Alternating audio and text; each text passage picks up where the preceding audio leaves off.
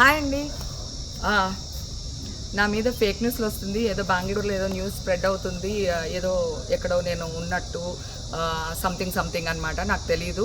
నేను మంచిగా ఫామ్ హౌస్లో ఎంజాయ్ చేస్తున్నాను మా ఫ్యామిలీతోని. నేను చాలా హ్యాపీగా ఉన్నాను ఇక్కడ. So don't worry. అందరు ఫోన్లు చేస్తున్నారు, మీడియా వాళ్ళందరూ. థ్యాంక్ యూ సో మచ్ నన్ను అడిగి మీరు ఇది చేస్తున్నందుకు. మీరు మాత్రం అడగకపోతే నాకు అసలు తెలిసేదే కాదు. Thank you so much. నేను ఇక్కడే ఉన్నాను హైదరాబాద్లో.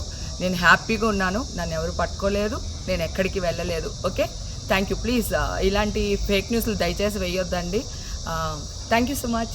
ఇది నా ఇల్లేగా, మా ఇంట్లోనే ఉన్నాను, హైదరాబాద్లో ఉన్నాను. సో నేను విన్నాను పొద్దున్నుంచి, నాకు ఫోన్లు రావడం జరిగింది. నేను కూడా వీడియో క్లిప్ చూశాను. మన మీడియా మిత్రులు చాలామంది నన్ను అడిగి క్లారిఫై చేసుకున్నారు. వాళ్ళ దాంట్లో రాలేదు నాకు తెలిసి. చాలా ఇట్లా శ్రీకాంత్ ఇలా బెంగళూరులో రేవ్ పార్టీకి వెళ్ళాడు, హేమ వెళ్ళింది, ఈ టైప్లో ఏవో వచ్చినాయి. నిజంగా నాకు నవ్వు వచ్చింది. ఇంట్లో వాళ్ళంతా నవ్వుకున్నాం. ఇదేంటిది, మొన్న ఏమో విడాకులు ఇచ్చి పిచ్చేశారు నా భార్యతో, ఈరోజేమో రేవ్ పార్టీలకి వెళ్ళాడు అని వచ్చేసినాయి. కానీ ఒకటి, వాళ్ళు కొంచెం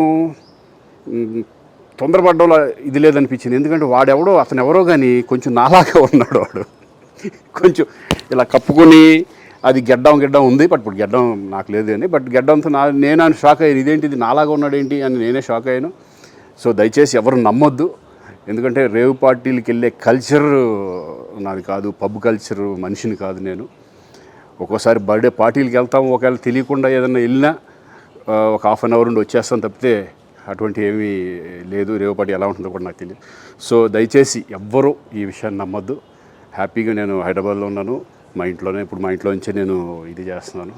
సో దయచేసి మీడియా మిత్రులందరికీ కూడా నేను చెప్పేది ఏంటంటే, ఏ విషయం కరెక్ట్గా తెలుసుకోకుండా మీరు కూడా థంబ్నైల్స్ పెట్టేసేసి నా బొమ్మ వేసేసి రేవ్ పార్టీలో పట్టుబడ్డ శ్రీకాంత్ ఈ టైప్లో వేస్తున్నారు. కాబట్టి దయచేసి ఎవరు నమ్మొద్దు.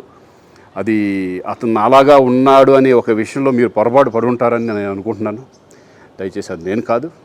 Thank you. ఇటువంటి అన్నీ కూడా నిజంగా కొంతమంది, వాళ్ళందరికీ నిజంగా థ్యాంక్స్ చెప్పుకుంటున్నాను నేను.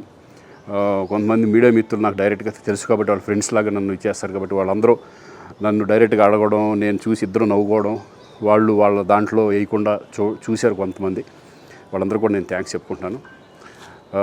దయచేసి ఇవన్నీ నమ్మొద్దు.